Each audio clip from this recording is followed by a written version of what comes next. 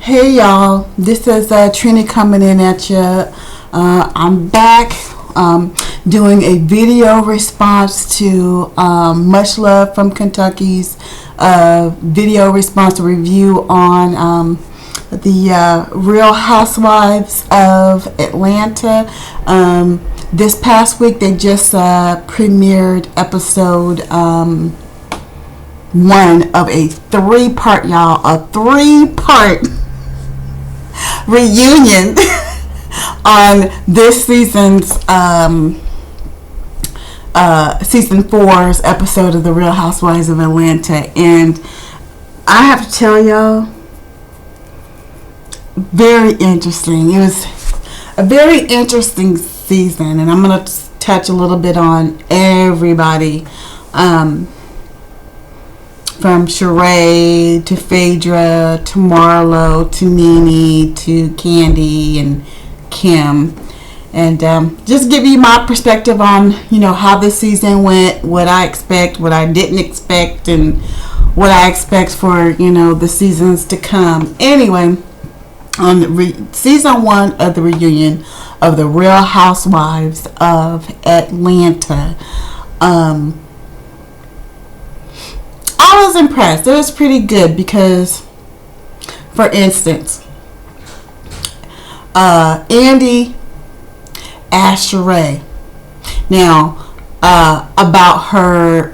You remember in the beginning of this season, Sheree's talking about, or goes into talking about how she's building Chateau Sheree. And, it goes to the site and shows her on the site talking to the contractors and blah, blah, blah. Oh, it's going to have a pool room or a ballroom, which she don't need. And, all this opulence and elaborateness that she's going to have in a house. And I was thinking then, I was like, you ain't got enough money to be building no daggone chateau, so you don't even have enough money to be renting a place. I mean, really? I mean, y'all, here's Sheree's problem. We need to go back to season 1. In season 1, Sheree was like, oh, I'm like Atlanta royalty. Anytime there's anyone speaking of the who's who of Atlanta, my name's brought up. If there's any formal engagements and anything that's going on, naturally I get invited, and I can buy whatever I want. And I'm sophisticated, I have lots of money, and budget. I mean, remember her famous saying in season 1 was a budget. What's that, Sheree? A budget is a financial parameter in which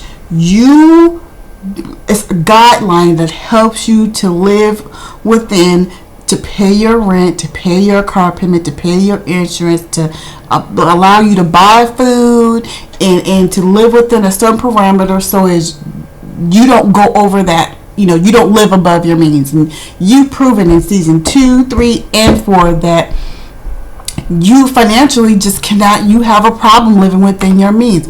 You've been presenting a facade to us. You've painted us a portrait of this perfect person, and everything in your world is perfect, and you're an epitome of sophistication and class, and you have all the money in the world, but yet your actions is saying something completely different. I mean, it's like, it's really hard to believe what you say. And that's why Bob Whitfield, the father of your 2 youngest children, don't want to pay you support, because you're coming on season 1 flossing your beautiful mansion and your chef, or I don't cook, and you're at Lisa's talking about, I have a chef, I cook a few times a year, and I buy this and that, and you better make sure no one has this dress, or no one else buys this dress, or there's going to be problems. And you got dudes coming to your house showing you these beautiful shoes and stuff, spending thousands of dollars on these beautiful shoes, but yet, I don't know about y'all, but did y'all see her son? He's a nice looking kid, but man, his teeth were jacked up, and it pissed me off, because I'm sitting here like, wait a minute.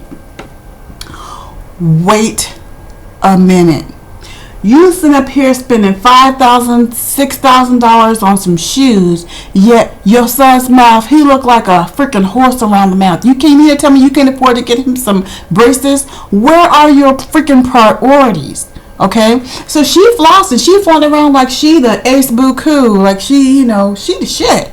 I mean, she the shit. So Bob Whitfield sees this like, if it wasn't for me, she wouldn't have this life. She's not as fly as she claims to be. Because if she was, she wouldn't need my money to be living in this big old mansion and drive that big old, what is the cars that they have? The Range Rovers, those $70,000 Range Rovers they rocking. Yeah, she wouldn't have that if it wasn't for him. So he made it his aim, I think. He made it his aim to show everyone, look, y'all, she is not the fly bitch that she claims to be. She's this way because of my money. So what did Bob Whitfield start doing? He stopped paying the mortgage on her mansion. Now she claims that, I had no idea that he wasn't paying the mortgage. I came home one day and I saw a foreclosure notice on the door. Now, I don't believe that. I'm pretty sure she was getting some telephone calls at that property that, someone or, the mortgage hasn't been paid. What's going on? Blah, blah, blah, blah, blah. We need our money or we're going to foreclose. So the fact she claims that she didn't know that her property was in the process of being foreclosed on, I'm not buying that at all. So anyway, he stops paying the mortgage. She rocking Louis Vuitton purses and shoes and Dolce & Gabbana and, she buying this and that. Clearly she don't need this money. That's why he stopped paying the rent. Now, if she wasn't flossing as hard as she was and portraying or painting this picture to us of someone that she really is not, maybe he would still be paying the mortgage. Maybe she would still be in that mansion right now. But because she's sitting there flossing and perpetrating this fraud, he was like, let me show y'all how bad this bitch really is. I'm gonna stop paying the mortgage. I ain't gonna, she gonna lose her place. I'm not gonna pay for this and that. Even when she moved into that rental, which was a very nice rental, I thought she was buying it, but it doesn't matter. A lot of them, Nene rents, Kim rents, Anyway, I thought the house that she had moved into, that she was actually buying it, but it sounds that, it's obvious she was renting, because then next thing I'm hearing, a year later, 6 months to a year later, I'm hearing that she's being evicted for not paying her rent. So, clearly, she's not the baddest bitch that she's claiming to be. And then season 3 and 4 were, okay, I need some child support. Well, if you making your own money and your life is so perfect and stuff, why do you need his money? Now, for the sake of argument, of a single parent, did you lay down by yourself and have those 2 kids? No. Should you be, made to take care of these kids by yourself? No. He should pay child support. He laid down and had sex and obviously enjoyed it, because you got 2 kids by him. There is a level of responsibility that he needs to bear. Should he pay child support? Yes, absolutely he should. Now, I don't know what the parameters of their divorce settlement was or whatever. Maybe he did pay, her alimony and, they split everything, but he just decided not to pay child support. Is he wrong on that? Absolutely. But because of how she behaves in the public and, to the public eye and paparazzi and, like she goes to court, she shows up in court driving a brand spank new $170,000 car. Phaedra goes, wait a minute. Don't come to court wearing your Dolce & Gabbana and driving a $170,000 car. The judge isn't gonna, the judge is not gonna have feel any pity towards you. If you can drive a $170,000 vehicle and rock, a $15,000 Birkin and wear a $5,000 Dolce & Gabbana outfit, then do you really need child support? Really? It's like you're oxymoron. You're saying one thing and doing the other, and you got all of us confused. Seriously, you got all of us seriously confused. She a fraud. She's painted a picture of how she really is, and in reality, she's something completely different. She broke just like everybody else. She, Chateau Sheree has been put on hold. What did she say? And she was still, y'all. If y'all watched the first episode of the Union, she's I was having problems with the contractor because the contractor was misappropriating funds. How does a contractor misappropriate funds that haven't been given to him? He don't have access to your bank accounts. He only has access to what it is that you give him. So if he says, I need $30,000 to buy A, B, and C and D material, and if you don't give him the money to buy A, B, and C material, he can't do nothing. He can't do nothing without your authorization and your money. Okay, so misappropriating funds, I'm not buying that. You just didn't have any money to finish the project. You knew what you wanted to do, but you didn't have the funds to finish what you were doing. You didn't. Let's just face it. I mean, you're not what you proclaim to be. You're a fraud. That's why you're living in an apartment now. You went from living in that beautiful rental house that you could have stayed in, but you got evicted from because you weren't paying the rent, and now you're living in it looks like a townhome is what it looks like to me. And then you sit there going to talk about Nene and her son. Now, off of Sheree, on to Nene. Nene read Sheree for filth. I mean, she broke her down like a freaking Lego set. I mean, it's like a domino effect. She just kicked, boom. Sheree put that domino down, and Nene just, knocked the whole thing down. Like, she coming for her. And the only reason why Sheree did that is to deflect the attention off of her. Because Andy asked her, so what's up with Chateau Sheree? Oh, it's on hold. But, it's back on again. My contractor was misappropriating money, so I had to get a new contractor. So, everything's back on again. I stay within a year or so. Trust me, a year from now, on the next episode, she gonna still be living in that condo, and Chateau Sheree is still gonna be on hold. Trust. Unless you go on Celebrity Apprentice on some show like Nene is on to make some money. I don't know. And even she was talking about crap about that. But anyway, I digress. Back to Nene.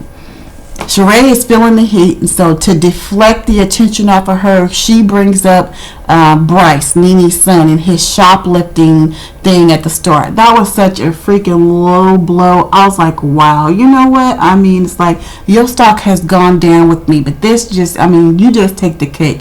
What a way to deflect from yourself to something else. And Nene she was like, don't bring our kids. She goes, don't bring our kids into this. You do not want to do this. Come on, we all know, Bryce can afford to buy some daggone razors. We all know he can afford to buy some daggone razors. And if, in fact, he did not have any money to buy razors, I'm sure if he called his mom and said, Mom, I need to shave. I don't have any money for razors. Can you give me some money, or can you transfer some money onto my account so I can buy some razors? I'm pretty sure that Nene would have given him some money. I don't think that's what it's about. I don't think this is the first time that Bryce has stolen anything. I think there might be a bigger issue going on here other than him. He got caught stealing some razors. I think it may be, stealing may be an addiction for him. You know what I mean? And maybe they haven't addressed that yet. But I do believe that he had money on his account to buy the razors. And I do believe if he didn't have the money on his account to buy the razors, he could have called his mother, and she would have been more than happy to transfer those funds into his account so that he could buy it. And that wasn't what it was about. It was the thrill of taking something that didn't belong to him. And, he is looking for attention, and unfortunately he's looking for negative attention. And kudos to you, Nene, for letting his behind sit in jail, because these kids, they go out and do stuff, and they expect you to, oh, Mom, Dad, come running and save me.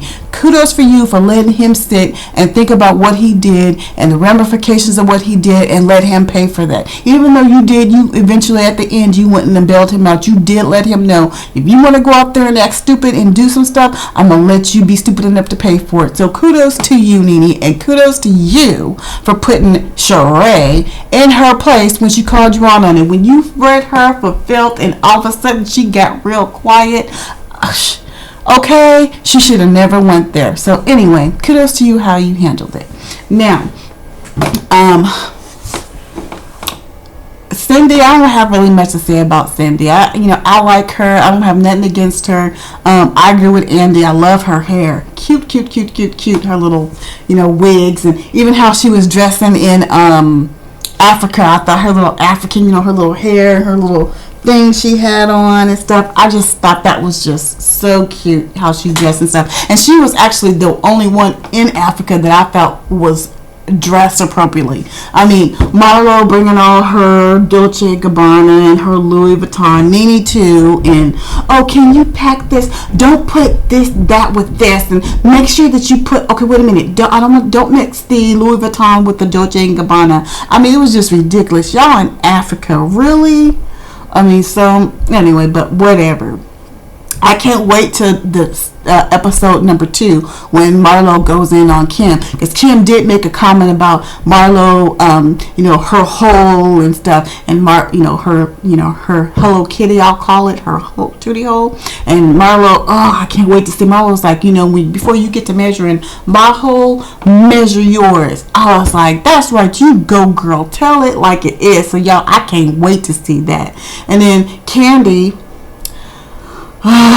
Candy, I have a lot of respect for Candy. I really do. She's a businesswoman. She knows how to make money. And I believe her in the next episode. I believe you're going to hear her telling, if I wanted to take care of every MF in here, I could. I believe that. I think she's got the money to do that. Because she's always looking, on to the next thing. She thinks outside the box, and she's looking for a way to build her money. So, I give her kudos for that. But putting Nene down because Nene has a problem with publicly talking about dildos and sex toys and and strippers pulling out their penises and stuff. I don't blame Nene. A lot of women don't. I would never, like Candy's birthday. Now Candy did not know that Phaedra had bought her a stripper. And she didn't know that this stripper Ridiculous, she didn't realize some of the talents that Ridiculous has, such as whipping out his penis. It must be a pretty big penis if he can bend down and suck it, which I would have thought was disgusting. I mean, who wants to see that? Who would want to see some dude bending down, sucking on his own penis? I mean, I wouldn't. That would be very disgusting to me. I'm sorry. I wouldn't want to see that. But anyway, Candy's mom was very disgusted by that, and she left. And even Nene, walked out. She's like, this is just not what I'm here for. I'm very uncomfortable in this type of situation. And she excused herself and left. And then Candy's like, oh, you acting like you all that because you don't want to talk about dildos, but yet you bend your ass over, stripping and stuff when you're 20, but yet you got a problem with my dildos. Okay. The two situations don't have nothing to do with each other. First of all, when Nene was stripping, she was 20 years old. She was getting out of an abusive relationship, and she was doing what she had to do to take care of her family. Now, am I condoning stripping? No. Would I ever stoop to the low sink of debauchery to where I would strip? No. Even if I had the body to do it, I would not do that. But, she did what she had to do, so that's her. Is she stripping now? No. Does she condone stripping now? No. I ain't seen no evidence in the media where it's, Nene like stripping for money, blah, blah, blah. Now, this dildo and sex toy situation, clearly in public, Nene is not comfortable talking about such things. Now, do I believe that Nene probably has her sex toy? I'm probably sure she does. Most women do. But the question is, does she feel comfortable speaking in public about her sex toys or sex toys in general? No, clearly she does not. And I don't think that Candy should hold her responsible or try to call her out on the fact that, she's just not comfortable with it. But she not telling Candy, she talking, do you. Just because I'm uncomfortable with it doesn't mean that it's wrong. It's just something that I'm not comfortable with. And I totally understand Nene on that. That was totally cool. So anyway, I just wanted to come in and chime in on this first episode. And then, y'all, we found out that Kim is now 4 months pregnant with her second child with Kroy. And you will be hearing about, I guess, she somehow has gotten a spin-off show, Don't Be Tardy for the Wedding, with her and her husband and their 2 kids. I have no idea if this show is going to make it.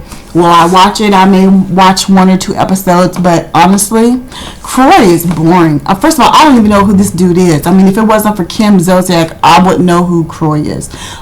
Because of the show, I know he plays for the Atlanta Falcons. I know he's a free agent. He's been on the Real Housewives of Atlanta season 4, but every time I've seen him on the show, him and Kim is walking up into these events with their stank faces on. Stank face. Your stank face? Yeah, like, can you please hurry up? I don't want to be here. He didn't add any substance at all to the show. And it's like, he's just boring. I mean, I found Big Papa more interesting than he is. And Big Papa didn't show up on the show at all. Started, the phone calls she would make to him. Can you buy me this? Can you buy me that? You know what I mean? So, I don't know, y'all. Let me know what you think. Anyway, I just wanted to come in for a few minutes, chime in on this episode 1 of the Real Housewives of Atlanta season 1. Let me know what you think. If you think I'm right or wrong, or just tell me what you thought of the first episode. See, episode 2 is going to air on Thursday, so I'll probably come in on Friday with one of my friends. She's going to come over and watch it with me, and we'll both come in together and we'll chime in on episode 2, and y'all let us know what you think. Anyway, thank you for your time for watching.